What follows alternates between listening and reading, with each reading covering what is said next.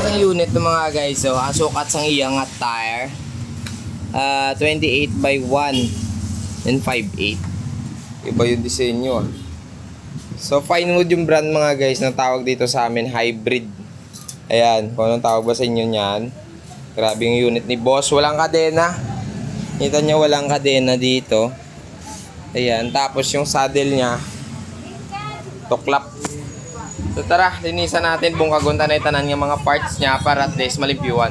So ang balibo sa aton, bailon na ka ng bangko, kadina, takdanta, and then the overall cleaning na lang natin. So tara. Yan po. And then yung prehab niya, palusin na lang natin kasi nakita ko maluwag na yung Maxon stroke niya. Maluwag na yung lock dito. Yan. Napansin ninyo, 3 pulse lang siya. Pero malakas yung tunog nito. So ito bago natin mga guys, pabulaan din sa sabon, need na ibanlawan. Yan, uulit-ulitin natin to, explain sa inyo para at least hindi magasgas yung mga pintura kapag naghuhugas. Ito yung mentor natin sa paghuhugas. Ayan.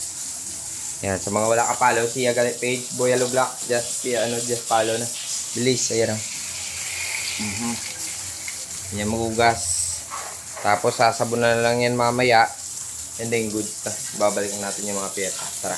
Tari na yung mga hub guys. Buksan na natin. Ito yung likodan niya naman oh. Ayan. Ito yung likodan. Tapos ito naman yung mga pinabadbad natin oh. Ayan mga butong bracket niya. Pre-up niyan doon. Nandito naman yung mga axle niya.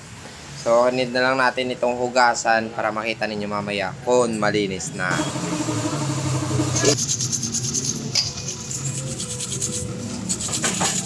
So ito na, banlaw na po tayo guys. Hindi talaga ito tanggalin talaga yung mga langis nga gabilin-bilin. Kay ba mo kung hindi mo napag-auction, hindi naman nami, nagadanglog-danglog, manadasig, post na isang dikit na higpo. Yan. Ay, wala akong masabi sa gawa ko ngayong araw. Oh. Napakalinis, promise. So ito na, natapos na natin linisan. So need na natin pakita sa inyo para at least makita ninyo ang ating gawa na sobrang linis na. Tara pala ako sa inyo. Ara guys, ang iyang cogs crankset. Ara na, QR yato to. Then, ito na yung mga bearing natin. Wow, pati mga silyo. Kanang-kanang. Oh. Wheel set. Ha? Oh, sus. No? The best. Pwede pa dayaw. So, sa mga kapamangkot, sa mga sahab galing nga Maxon stroke, no? Ara, oh. Ang iya to ba nga bearing, ang sukat is 6 to 100.